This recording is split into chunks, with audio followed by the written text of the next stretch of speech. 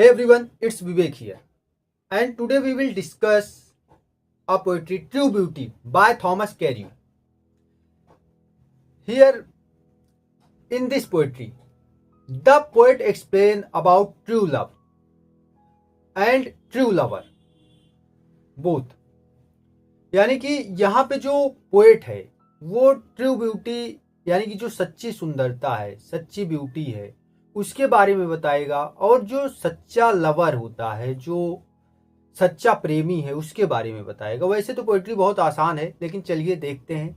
इसमें हम इसका रिफरेंस, कॉन्टेक्स्ट, एक्सप्लेनेशन सब कुछ देखेंगे, राइमिंग स्कीम वगैरह जान लेंगे, ताकि अगर आपकी परीक्षा में भी यहाँ से प्रश्न बनता है तो आप कर सकें। तो चलिए बढ़ते हैं। सबसे पहले पोइट्री पढ़ के मैं एक्सप्लेन कर दूंगा, उसके बाद रेफरेंस, कॉन्टेक्स्ट वगैरह दिखा दूंगा, बता दूंगा कैसे आपको करना है। तो सबसे पहले हम बात कर लेते हैं पोइट्री की। देखना ध्यान से। ही that loves a rosy cheek और a coral lips admires, or from star-like eyes doth seek fuel to maintain his fires. As old time makes these decay, so his flames must waste away.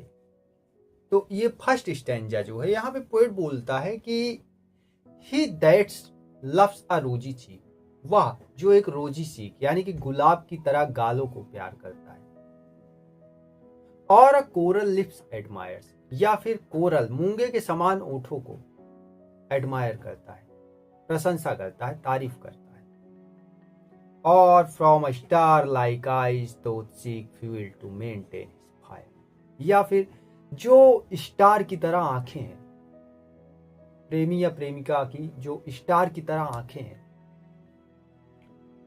वो अगर admire कर रही हैं, यानी कि वो ये बता रही हैं कि प्रेम की फायर मेंटेन रहेगी, लव की फायर मेंटेन रहेगी या नहीं, तो दिक्कत है, समझ लेना। वही कि रॉन्ग नंबर वाला, ठीक है, कि ही दैट लव्स अ रोजी चीक, वह जो एक रोजी चीक को प्यार करता है, और अ कोरल लिप्स एडमायर्स, या फिर मूंगे के समान ओठों की तारीफ करता है,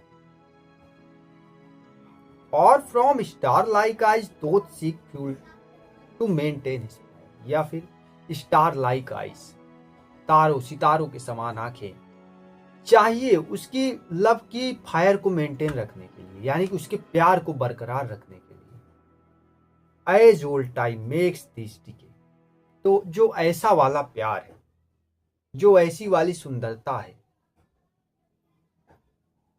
as old time makes these decay, जैसे समय बीतता जाएगा ये सारी चीजें खत्म होती जाएंगी, समाप्त होती जाएंगी।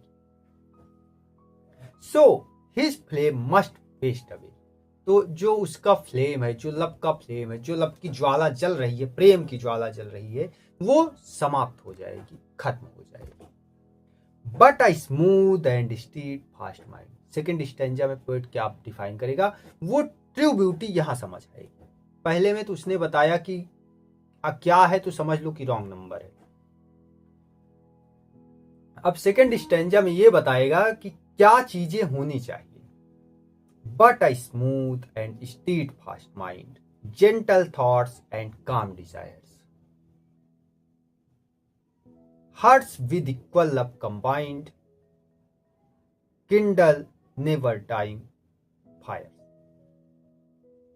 Where these are not, I despise lovely cheeks or lips or eyes.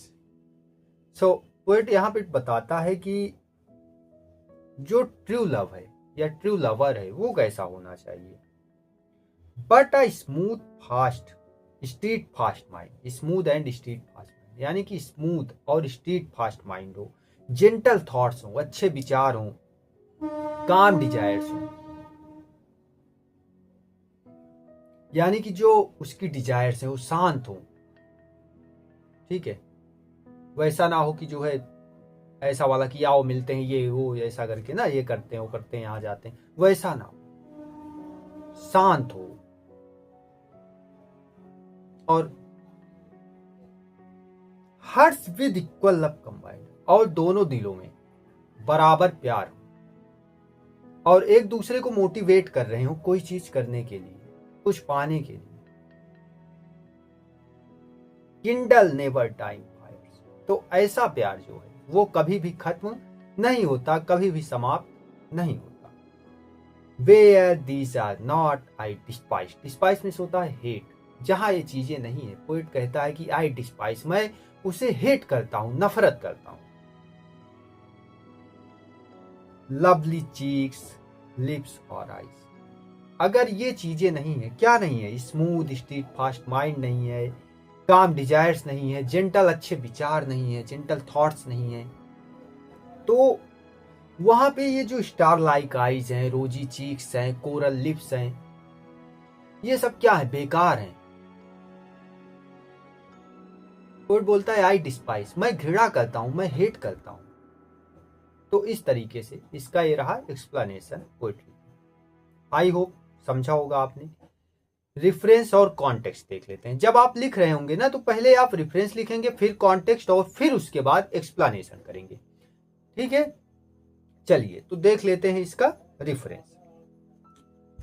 तो रिफरेंस की बात करें तो आप कैसे लिखेंगे कि दीज ग्लोरियस लाइन्स या फिर दिस ग्लोरियस स्टैंजा, ठीक है। अगर लाइन्स लिख रहे हैं तो हैव लिखेंगे, स्टैंजा लिख रहे हैं तो हैज लिखेंगे। These glorious lines have been extracted from the poetry True Beauty composed by Thomas Carew. This poetry was first published in 1640. तो इस तरीके से आप रेफरेंस डाल देंगे। कॉन्टेक्स्ट में क्या, इस पोएट्री के अंदर जो बात कही गई है, क्या बात कही गई है, पोएट क्या बताता है। पोएट यहाँ पे जो है डिस्टिंग्विश करता है ट्रू ब्यूटी में और जो दिखावे ब्यूटी है, यानी कि जो physical beauty and internal beauty, इसको पोएट यहां पे डिफाइन करता है। वही चीज आप लाइन में देख लेंगे, स्क्रीन पे आ जाएगा कि the poet contrast outer beauty with inner beauty. He points out that physical charms such as rosy cheeks, coral lips and bright eyes fade with time, but qualities like a gentle heart, calm thoughts and steadfast mind, love never fade. तो इस तरीके से आप लिख देंगे अपना context. उसके बाद एक्सप्लेनेशन हमने देखा ही, और उसके बाद देख लेते हैं राइमिंग स्कीम क्या है। तो आप देखिए यहाँ पे आपकी स्क्रीन पे दिख रहा है कि देखिए ही that loves a rosy cheek, Y है ना। फिर देखिए और अ कोरल लिप्स एडमायर्स। अब देखिए चीक सीक एडमायर्स और फायर्स, क्या चीक सीक एडमायर्स और फायर्स। तो यहाँ पे आप देख रहे हैं ए बी करके बन रहा है। फिर अगली दो लाइन में देखे तो डिके अवे सेम राइमिंग आ रही है, तो सी हो गया। तो क्या राइमिंग स्कीम बनी, ए बी सी। ये तो फर्स्ट स्टैंजा की बात हो गई। सेकंड स्टैंजा में देख लें तो वहां पे क्या है, वहां पे देखिए माइंड, फिर दूसरी लाइन छोड़ के तीसरी लाइन में आप देखें तो कंबाइंड है ना। तो यहाँ पे चाहे ए लिख दे या डी लिख देते हैं, ठीक है, डी। और फिर देखिए सेकेंड लाइन और फोर्थ लाइन डिजायर और फायर सेम है, तो ई डी। अब फिर आगे देखिए डिस्पाइस आइस, फिर वैसे है एफ। तो आप ऐसे ही लिख सकते हैं ए बी सी की राइमिंग स्कीम है इस तरीके से। तो ये रहा इसका कंप्लीट एक्सप्लेनेशन, रेफरेंस, कॉन्टेक्स्ट। उसके बाद अगर आप सेंट्रल आइडिया लिखना चाहें तो स्क्रीन पे मैं दिखा दे रहा हूं किस तरीके से आप सेंट्रल आइडिया लिखेंगे। किसका, इसमें बेसिकली क्या बात कही गई है वही होती है सेंट्रल आइडिया। किस तरीके से लिखेंगे स्क्रीन पे आपके आ जाएगा, देख लीजिएगा कि true beauty lies not in physical appearance but in the goodness of character and a faithful heart. Outer beauty is temporary but inner beauty is eternal, यानी कि हमेशा रहने वाली है, जो कभी भी खत्म नहीं होगी। यानी कि जो बाहरी दिखावा है, जो कहते हैं कि खूबसूरती है, ऊपरी खूबसूरती है, कहते हैं जो हुस्न है वो समय के साथ ढल जाएगा, लेकिन जो इनर ब्यूटी है, आंतरिक सुंदरता है, विचारों की, चरित्र की, वो चीजें समय के साथ खत्म नहीं होंगी। और जो तुम्हारे चरित्र से, तुम्हारे विचारों से प्यार करेगा वो तुम्हें आजीवन प्यार करेगा, और जो तुम्हारी आउटर ब्यूटी से प्यार कर रहा होगा उस समय के साथ उसके प्रेम की ज्वाला बुझ जाएगी। और हम आज के समाज में भी ये चीजें देखते हैं कि जैसे जैसे वैवाहिक जीवन ही देख लीजिए, जैसे जैसे समय बीतता जाता है लोगों में घृणा, डिस्पाइस आने लगता है। उसका रीजन यही है क्या कि वहां पे आउटर ब्यूटी देखी गई। तो इस प्रकार हमने यहाँ पे सारी चीजें देखी। आई होप आपने समझा होगा। मिलते हैं नेक्स्ट वीडियो में। वीडियो कैसा लगता है कमेंट में बताइएगा, और कौन सी पोएट्री का एक्सप्लेनेशन चाहिए कमेंट में लिखिएगा, मिल जाएगा। Thank you.